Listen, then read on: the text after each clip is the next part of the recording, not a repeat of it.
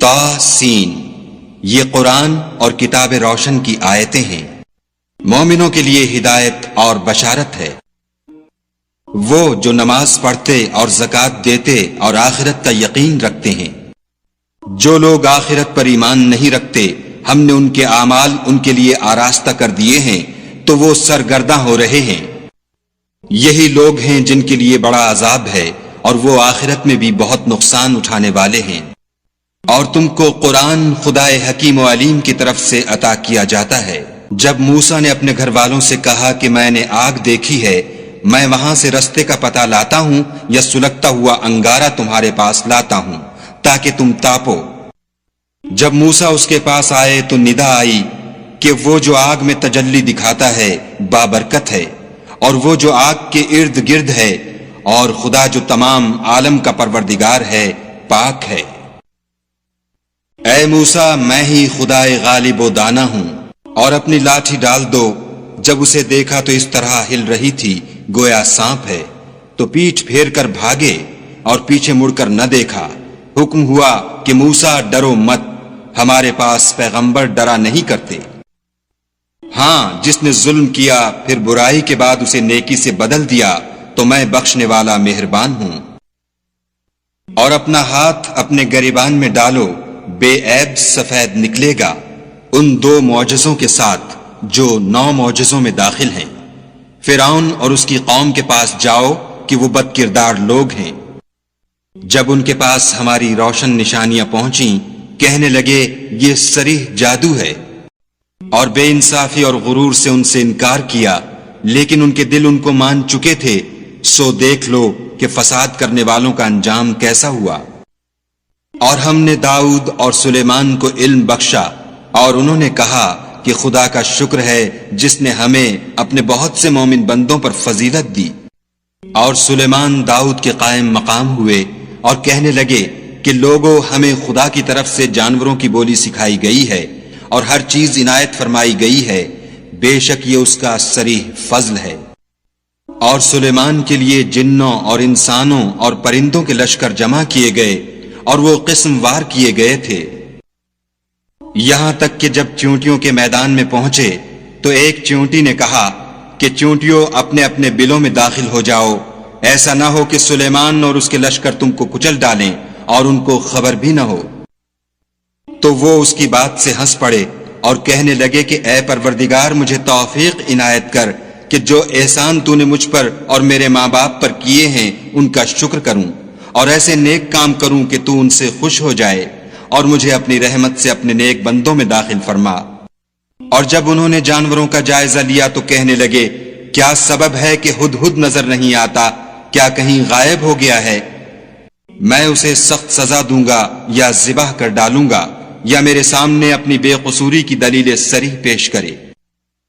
ابھی تھوڑی ہی دیر ہوئی تھی کہ ہدہد موجود ہوا اور کہنے لگا کہ مجھے ایک ایسی چیز معلوم ہوئی ہے جس کی آپ کو خبر نہیں، اور میں آپ کے پاس شہر سبا سے ایک یقینی خبر لے کر آیا ہوں۔ میں نے ایک عورت دیکھی کہ ان لوگوں پر بادشاہت کرتی ہے اور ہر چیز اسے میسر ہے، اور اس کا ایک بڑا تخت ہے۔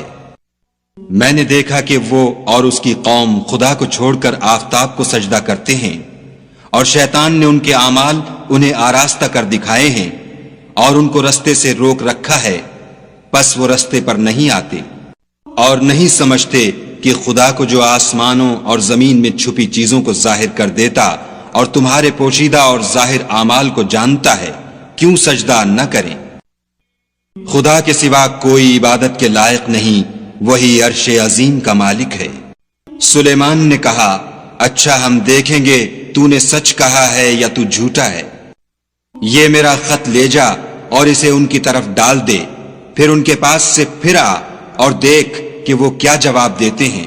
ملکہ نے کہا کہ دربار والوں، میری طرف ایک نامہ گرامی ڈالا گیا ہے، وہ سلیمان کی طرف سے ہے، اور مضمون یہ ہے کہ شروع خدا کا نام لے کر جو بڑا مہربان نہایت رحم والا ہے، بعد اس کے یہ کہ مجھ سے سرکشی نہ کرو اور مطیع و منقاد ہو کر میرے پاس چلے آؤ۔ خط سنا کر کہنے لگی کہ اے اہل دربار، میرے اس معاملے میں مجھے مشورہ دو، جب تک تم حاضر نہ ہو اور صلاح نہ دو میں کسی کام کو فیصل کرنے والی نہیں۔ وہ بولے کہ ہم بڑے زور آور اور سخت جنگجو ہیں، اور حکم آپ کے اختیار ہے، تو جو حکم دیجئے گا اس کے معال پر نظر کر لیجئے گا۔ اس نے کہا کہ بادشاہ جب کسی شہر میں داخل ہوتے ہیں تو اس کو تباہ کر دیتے ہیں اور وہاں کے عزت والوں کو ذلیل کر دیا کرتے ہیں، اور اسی طرح یہ بھی کریں گے۔ اور میں ان کی طرف کچھ تحفہ بھیجتی ہوں اور دیکھتی ہوں کہ قاصد کیا جواب لاتے ہیں۔ جب قاصد سلیمان کے پاس پہنچا تو سلیمان نے کہا، کیا تم مجھے مال سے مدد دینا چاہتے ہو؟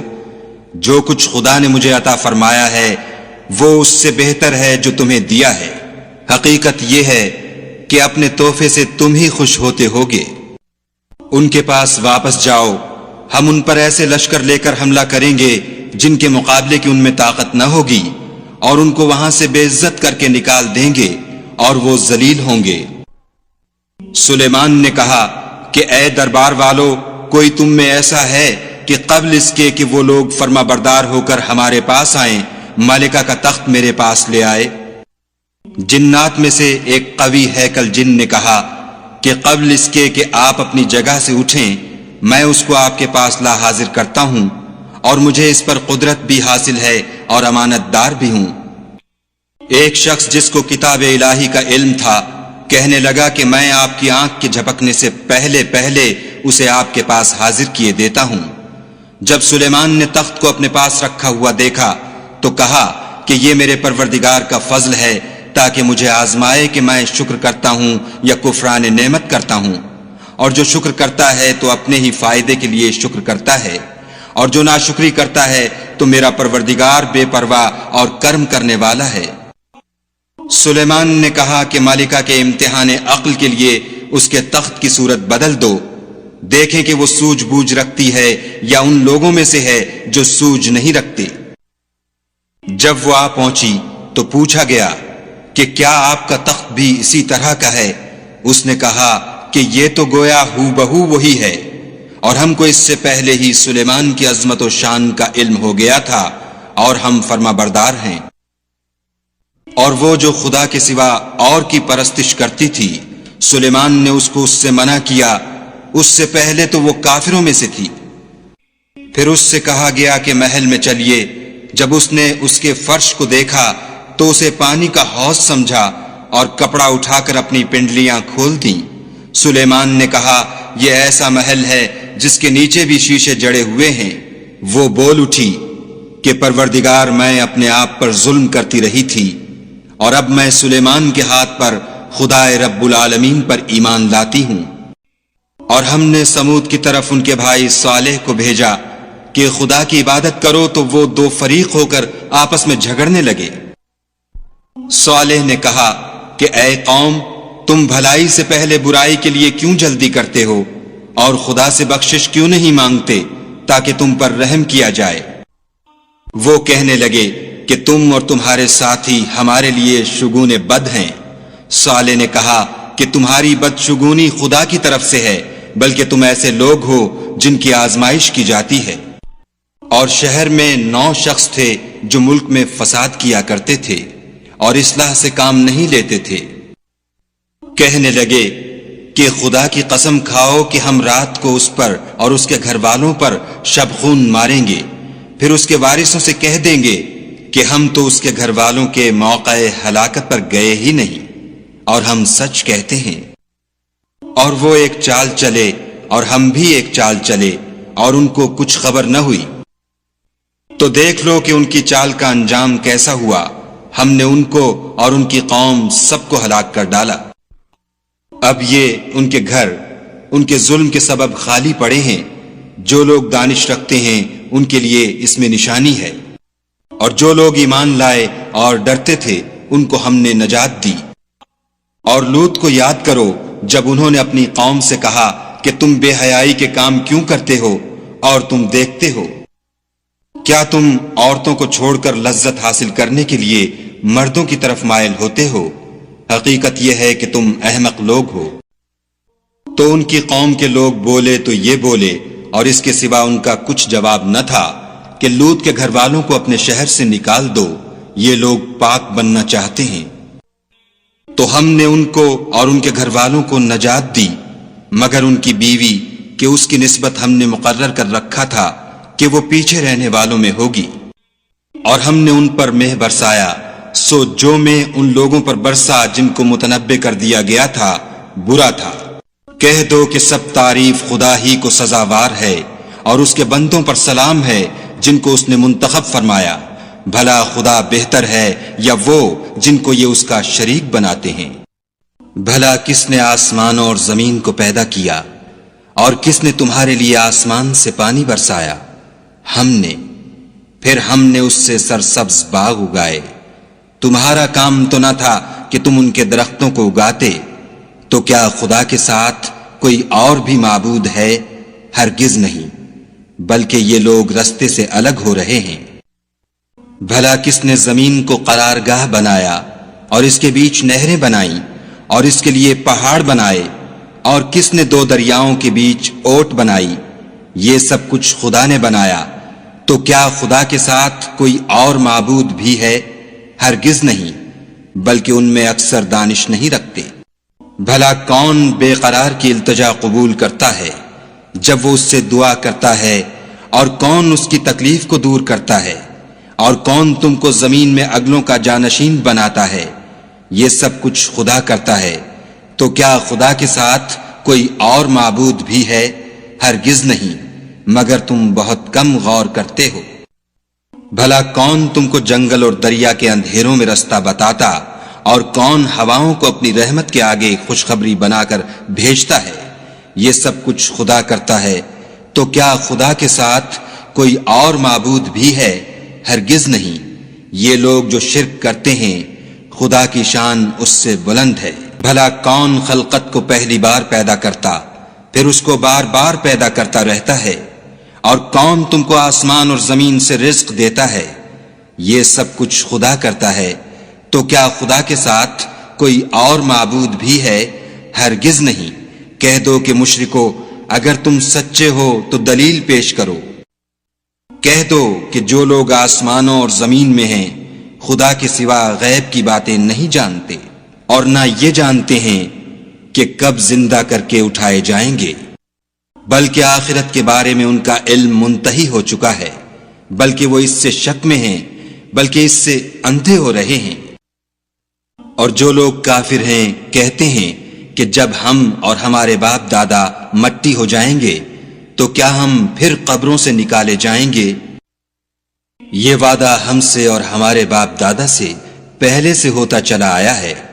کہاں کا اٹھنا اور کیسی قیامت، یہ تو صرف پہلے لوگوں کی کہانیاں ہیں۔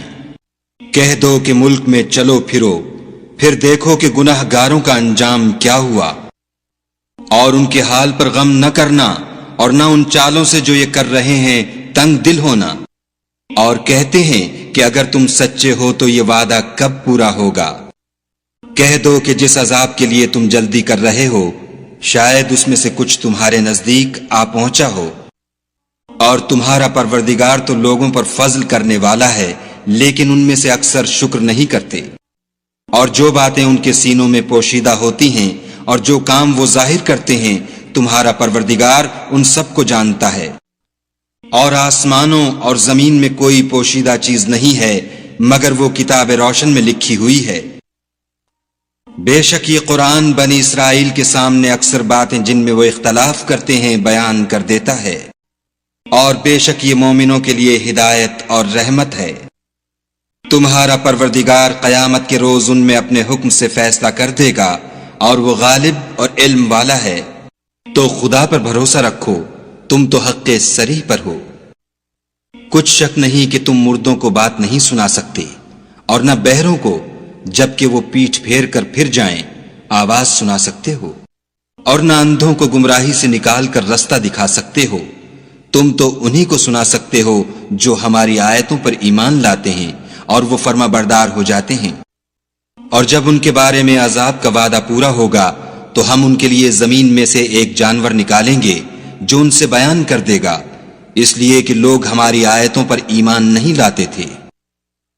اور جس روز ہم ہر امت میں سے اس گروہ کو جمع کریں گے جو ہماری آیتوں کی تکذیب کرتے تھے تو ان کی جماعت بندی کی جائے گی، یہاں تک کہ جب سب آ جائیں گے تو خدا فرمائے گا کہ کیا تم نے میری آیتوں کو جھٹلا دیا تھا اور تم نے اپنے علم سے ان پر احاطہ تو کیا ہی نہ تھا، بھلا تم کیا کرتے تھے؟